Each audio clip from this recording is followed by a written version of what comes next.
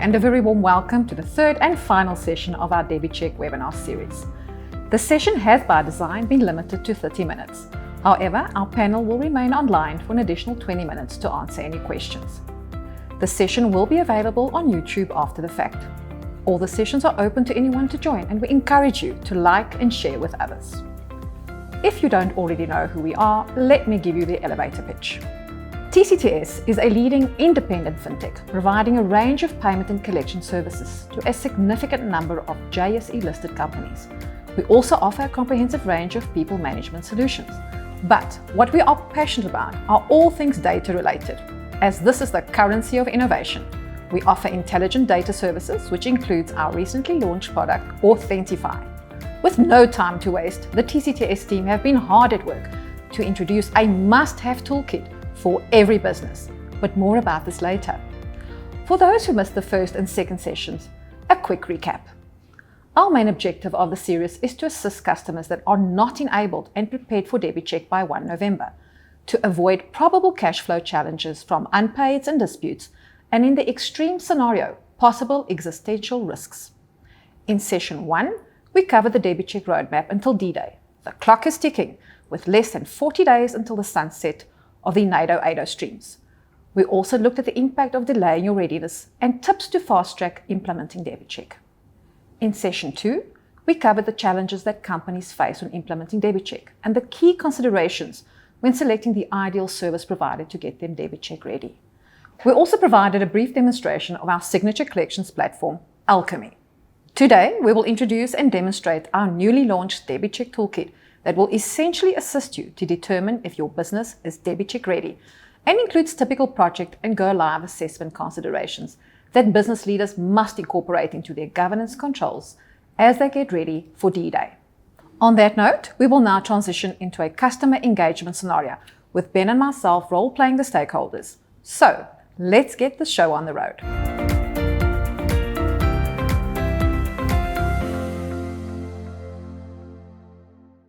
The post-COVID business environments have normalized virtual engagements on public platforms as the new normal 2.0.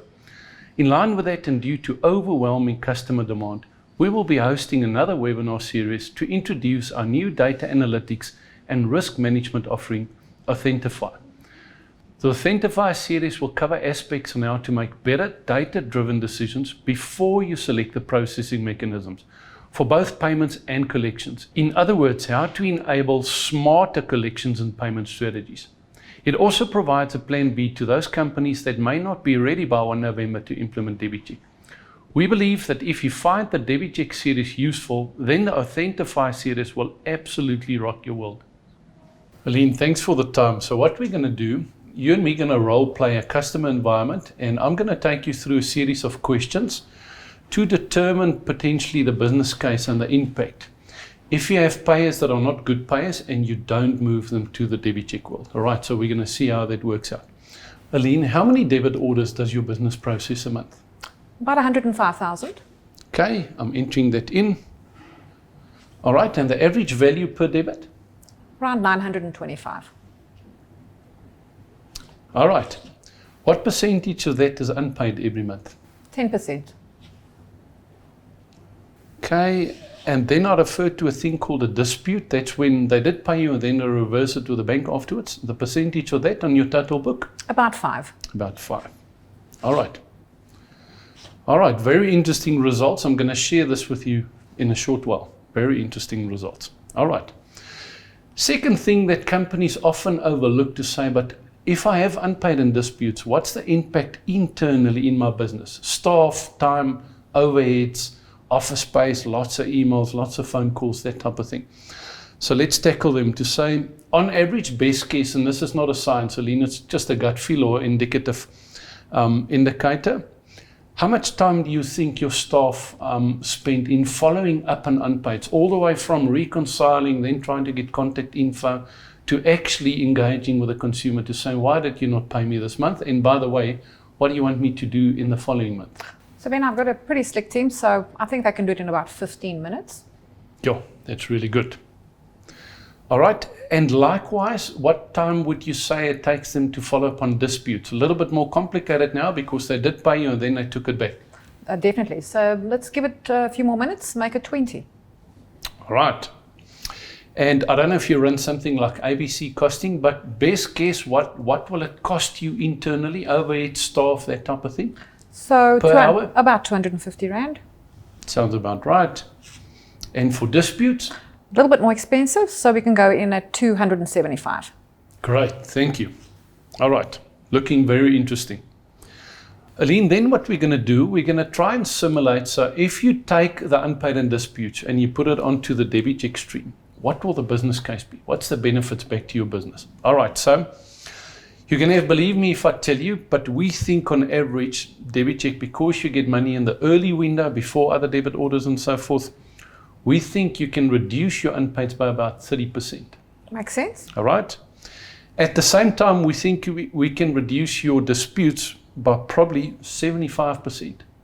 Okay. It's very difficult to dispute a valid authenticated mandate as long as the collector stayed within the parameters of the mandate. And we discussed that. Okay. The last thing, if we think we can save 75% on disputes, we think likewise that same saving will apply to your internal cost and the overheads and the people chasing up behind bad payers. So we think that's also 75% saving. Makes All sense. right. And I'll discuss those numbers with you just now. All right, then. Aline, your business has been on the DebiCheck journey for a while. There's lots of IT work happening and lots of testing and integration into platforms. But now let's objectively see if there's any blind spots as you're getting ready for the 1 November deadline. Okay, so the first question I want to ask you, and I'm happy to explain a bit more context if I need to. Has your paperwork, your legals, your contracts, your paper mandates, that type of thing, have it been updated to incorporate something like DebiCheck? In other words, make sure that you have specified on your legals that you as a company are allowed to go into the early window and you can track that account. Two basic examples, but how ready would you think your paperwork are? And I think we're pretty much there. We've been working with All this right, for a long time, so I would say 80, 85. Okay, so you've gone through document control, the legal Yes. guys have signed that up. Right, that sounds good. Have your call center scripts been updated so that when your call center agents talk to a customer, they can explain, what's DebiCheck, how does it work, how does it protect you, Mr. Consumer, and so forth and so forth. Have you done that piece of work? We have, but I'm not entirely happy with it. So it still needs refinement. So we can make it 50, 55. All right, good. Let me just drag that slider there. All right. The general awareness in your organization, if you have to score it somewhere. I think just elaborate on that. So general awareness will be from your support functions that deal directly with customers, your origination or your sales functions, all the way through to your internal, your finance, your risk, operations, and so forth. Everyone should have a basic idea of what DebiCheck is and how it works. Where would you place that? So we've done quite a bit of work in that regard. So I would say we're close to, being there. So around 80, 85%. All right, very good. All right. Have your sales team been equipped to actually deal with the consumer? And I'm thinking typically where you have branches and there's people that originate within your branch, or the call center guys, or even your website stuff. Have all of that been updated so that the consumer can be assisted quickly, efficiently? Because ultimately, if that falls flat, your chances of the consumer actually authenticating the mandate becomes very low. So that's a work in progress, Ben. As you know, difficult environment, to train and educate. So I would say around 60, 65%. All right. To some extent, I think you've covered some of it, but have you got a formal communication strategy in place? In other words, if you've got TV screens in the office, is there something about DebiCheck that blurbs up there? The website stuff I've spoken about and so forth. Have you got any formal comm strategy in place? That we need to work on. So that is a problem. All right. And where would you say?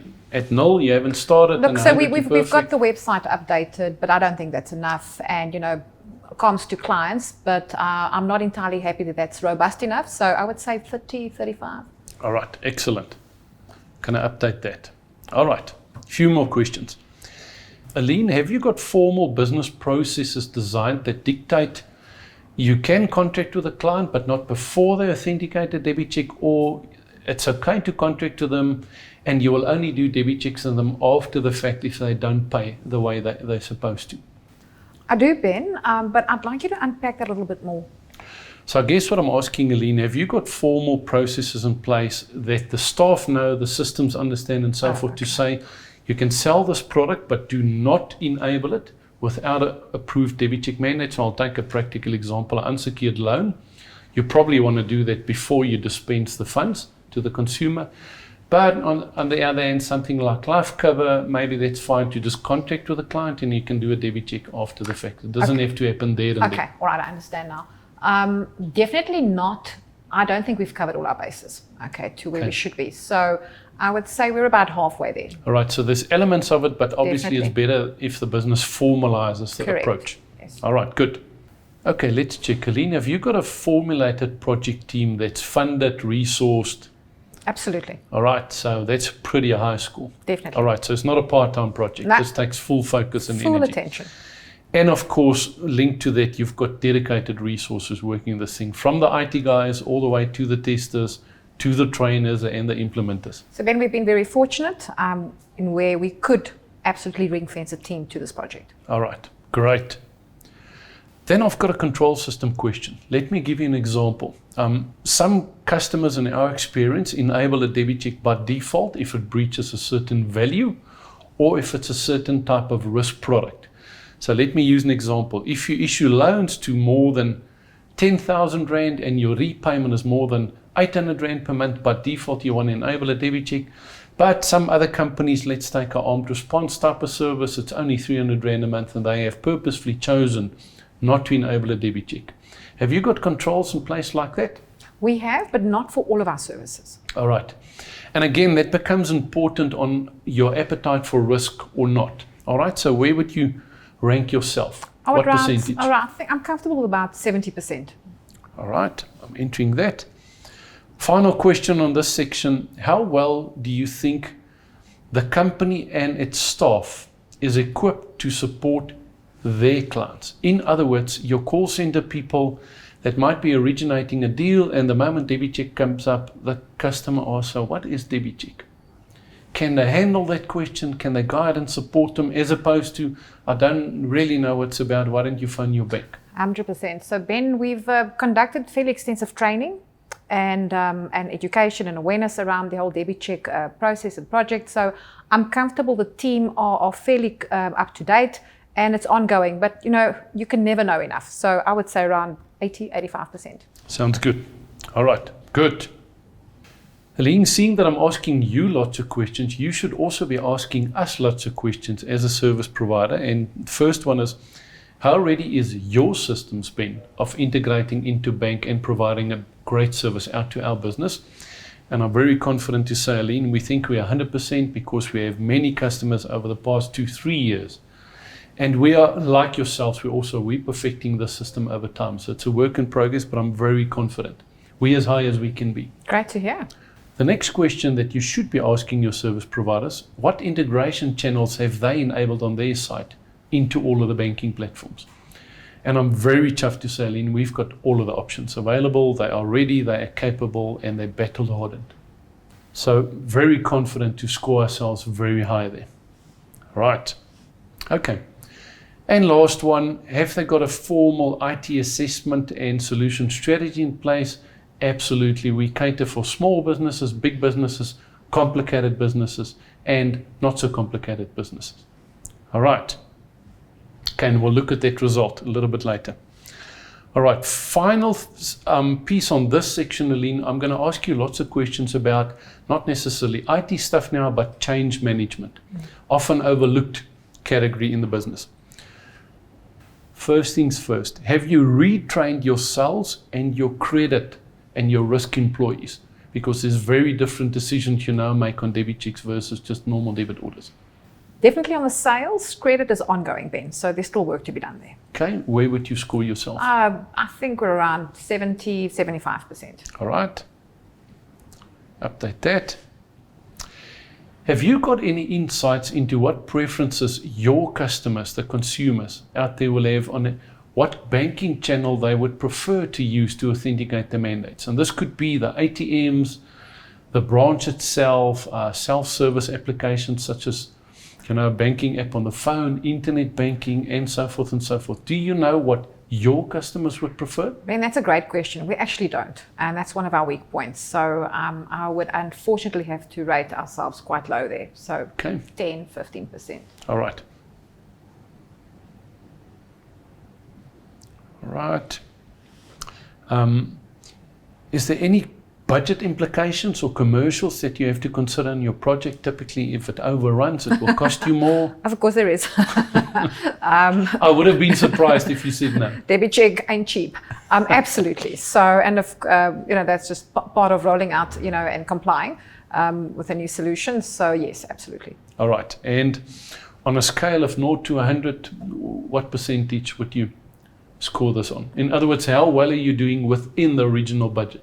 Not well at all, in terms of there were many unknowns, number one, and then as we progressed with the journey, we learned so many new things. So that just added to the time and, of course, to the money spent. So if I've got to look at that, I would say not too great, 50-60%.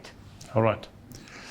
I suppose when it is truly a global first, this is just par for the course. You're going to overrun because you don't know what you don't know. Absolutely. All right. Have you got a communication and marketing plan post DebiCheck? So how do you keep on engaging your customers, update your website, launch flyers, brochures, that type of thing? So we've got a great marketing team. So that's actually an area that I'm quite proud of. So a lot of work has been done. We're also using social media, LinkedIn, for example, we've been using heavily in that regard. Our websites are updated. So I'm pretty happy with what's being done there. All right, percentage-wise? I'd say 90. Great. All right, final question on this specific section. Have you got a sales continuity strategy? Let me explain. So if you insist that a consumer have to authenticate a mandate there and then, before they go away or before you close the deal, what do you do if they don't? Or they refuse to, or they unsuccessfully do so after the fact? Do you cancel the sale, so what's your continuity plan? So we obviously have a fallback, all right, which is not great. And of course, it'll be costly to us. But I do think we could improve on that. We do need some help there. All right. So, and the fallback will be you'll go back to normal debit orders. Go back to EFT collection. And do what you need to do. Exactly. All right. Scoring-wise, where would you put yourselves? 60, 65. All right. It's fantastic info that I'm seeing here, which I'm going to share with you shortly. All right. All right, Aline, then apologies for all the questions. One more section. Okay, last section. I'm going to try and role play and determine how ready do you think you are to not develop it, not implement it, but to go live for real. Okay. As we're obviously getting closer to the 1 November deadline. So let's pretend it's the week before 1 November. All right, so now I'm going to ask you very specific questions. First things first, have you got a testing strategy as you work in your IT platforms to incorporate DebiCheck that includes testing with your consumers? Yes, we do. All right. Yes, we do. And you've done that out, typically friends of the program type of scenario? Exactly that, yes. So, clients and customers who are sympathetic, as you call it, friends of the program. So we've got a handful of people that, we rely on. So again, it's a handful. So you can only test so much, I suppose. All right. And that friends of the program's got bank accounts with probably all the banks, so you can test all the scenarios. So we go the multi-bank route. Great. That's good to hear. That's something people very often overlook. All right. Scoring-wise, where would you put yourself? Around 80. All right. I've done this a few times. It's actually a very high score. So I think you're going to be fine for at least that piece. All right. Your channel mechanism or strategy into your service provider or banks, in other words, how you're going to route not only your mandates, also your collections into the bank. Are you comfortable with that? We are. We actually have catered for all options. Given, as I said, the unknowns, fallbacks and so forth. So I'm quite confident that we're there. Yes, there are glitches, as always, and that just comes with the territory. I would say around 80% readiness. Great. Okay. All right, so I've got a question here that refers to deployment strategy. Let me explain. So when you want to go live on 1 November or whatever date you intend to go live, would you enable it almost in a controlled manner? In other words, you'll switch it on for one of your branches, one of your sales functions, only a portion of your call center. You get my drift. Yes. Because to go from nothing big bang into only DebiCheck, that's very dangerous. So your deployment strategy on how you put this into production? So we've identified the client base, the segment, the category, and so forth. Definitely a staggered approach, Ben, as you mentioned. So I would say, look, I'm fairly comfortable. I would say 90 plus. All right, good. And again, your BCM plan. So what happens if you go live and things don't work out the way they do? In other words, the consumers didn't authenticate the mandate, or you run your collections on those mandates into the bank and now something is wrong. What's your fallback plan? So Ben, we have got interoperability enabled, so I'm comfortable. That would be the fallback. So we'd fall back to EFT collection, use RMS where we need to, given the validations and considerations there. So I'm comfortable. I would say, given what I know at this point in time, about 80% as well. If you don't mind, and I'm thinking about the audience looking at us, this term interoperability, explain a bit more. Okay, so that's where we get to switch from a DebiCheck to an EFT debit or vice versa. Of course, with the necessary mandate, the mandates in place. Okay, so what I'm hearing is you would take a good payer or new consumer that you originate, you put them onto DebiCheck, and then you'll monitor the success rate. So he keeps paying in month 1, month 2, month 3, then potentially you put him back into normal debit orders 100%. Because this is not a bad pay and it's more cost effective. Of course. And the inverse, of course, also. If the normal, the usually good payers on the normal debit order stop paying, then you're going to run it into DebiCheck. I think it's important to remember that EFT is there. The good old EFT collection still has massive value to deliver. But absolutely, that's the approach. All right, great. And to wrap that off, as a score, where would you put yourselves? I would round from a BCM point of view. About 80% as well. All right. All right, then you might have heard about a term called migration or registered mandate service, and that typically refers to I tried to register the DebiCheck mandate, but the consumer didn't authenticate it or something else happened, but now the banks have enabled you to still get it into the DebiCheck stream, and then at least you can collect against it. In that journey, taking your AEDOs and NAEDOs and migrating it, or at least enabling the concept of RMS in your own environment, where are you guys with that? So, Ben, with RMS, we actually developed that as early on as possible. So, okay. Again, have to still try it out or test it out rather, as we move customers onto that. I would say around 70-75% of the way there. Obviously a critical element to get right before you get to 1 November. Definitely. All right. Again, your consumer support and approach, I'm talking now post go live. Okay. You have now enabled DebiCheck. The consumer phones in to say, listen, I've got this weird thing on my phone. What do I do? How ready would you say your business is for that? I suppose as ready as we can be, but I don't think we're ever ready enough. And there's always more to learn and unknown scenarios that crop up. So, I'll err on the side of caution, so around 60%. All right, great. We've briefly touched on this concept about interoperability, but if you have to score it now as a formalized strategy, in other words, 2 unsuccessfuls, we move you over, 3 successfuls, we move you back, that type of thing, as a formal strategy implemented in your business? So we haven't formalized it to the extent where it needs to be. Right now, it's just almost wait and see. So let's give it 2 months. Let's see what the success or failure rate is. And from there, it's almost we'll check it on a go as you see basis. Okay, so I'm not comfortable with that. It's not formalized enough. We need to be more stringent and disciplined in that regard. So I would say 50%. All right. But I like what I'm hearing is we will continually monitor it and then flex around. Correct. As the business performs. Correct. All right. Last question, and I've done this interview a few times with customers, and I haven't come across one yet that have worked out this trick. To say, how are you testing after the fact? So I'm going to use the example.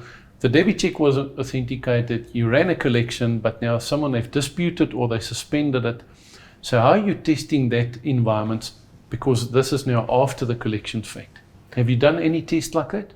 Ben, you'll have to explain a little bit more. Why would we do that and what are we aiming at here? So typically what I'm trying to establish, how much have you tested and prepared to handle disputes after the fact? Now, I'm sorry to say not a lot. Given the nature of disputes, very difficult, I think, to achieve what you're saying. So very low, unfortunately. And that echoes what I've heard from many customers, Aline. Even if they have friends of the program, all of them don't mind creating mandates and running collections, but it becomes a bit problematic to test the disputability, because that immediately impacts your credit scoring and risk rating stuff at the bank. Absolutely. So, people are friendly, but up to a point. All right, so that's we're going to have to live and learn as we go on. All right. Shall we give it a score of 50?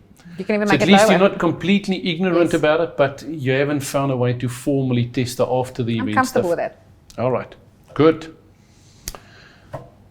Aline, now this is the really interesting part. All of these questions and answers and percentages and value leads up to an incredibly powerful and insightful analysis on both your cash flow impact, the possible savings, and how ready you thought you are. All right, let me share some of this. Looking at the info, it shows us that the impact of unpaid and disputes is 14.5 million rand. Oh my goodness. Per month on your business. I don't know if you're aware of that fact. And your internal cost is another 1.1 million that you spend in chasing up behind unpaids, and that includes overheads, admin, and so forth. So a staggering amount of 15 million bucks that you spend on money that's supposed to be come in and it's not, and of course you're following up to see if you can get it in next month. But interestingly, if we look at the parameters of 50% probability of DebiCheck reducing your unpaids and about 75 on disputes and your internal cost, you can claw back about 5.3 million rand on the unpaid and disputes, or your cash flow as it's often referred to, and another 200 and odd K on your internal costs. So you can claw back of the 15, about 5.5 million back. Wow. In my business or line of business, that's an easy sell to any company out there. Best guess, Aline, your project readiness, where do you think you've scored? Well, I think we did quite well. I'm afraid for the answer now. 55%. Not nearly as ready as you thought you were. Not at all. And your go live percentage? Okay, based on that, I'm going to bring my expectations down. So 60, 65? Very close, 68%. Okay. So somewhat ready, not perfect, but at least you're not at a high risk of to say you don't know what you're doing and 1 November is around the corner. But certainly, what this is telling me is that I thought we were far readier. Okay, so these questions have been very interesting in actually unpacking all the detail that that make up your readiness content. Yeah. Fantastic insights from the tool. And of course, obviously, as a TCS customer, we would gladly make this available for you to actually adopt into your own environment and use it as I almost want to say, an unemotional control tool. Correct. To figure out stuff that you don't know about. Definitely, Ben. This is not something that, we focus on the business that we run. Yeah. This is not our area of expertise. So, you have the information at hand, you rely on, your banking partners, your service providers, but I must say I haven't had this level of depth before around DebiCheck and the impact, the financial impact of the business. It's astounding. To summarize, the use case that we simulated quantified the potential cash flow impact achieved from the reduction of unpaids and disputes. And yes, there are increased processing charges to create and amend DebiCheck mandates, process collections against those mandates, and track the amounts for available funds. But these are easily offset by the internal cost savings and the creation of internal efficiencies. The business case of DebiCheck is therefore not about regulatory compliance, but rather a fantastic opportunity for collectors to unlock substantial commercial benefits. We hope these 3 sessions were both informative and insightful as we fast approach the 1 November target date. Please do reach out to us if you need any help with your DebiCheck journey. We will be delighted to have you join us again when we host the Authentify series, details of which will be made available in due course. Until then, take care and stay safe. Goodbye, tot ziens, hamakagle, adeus.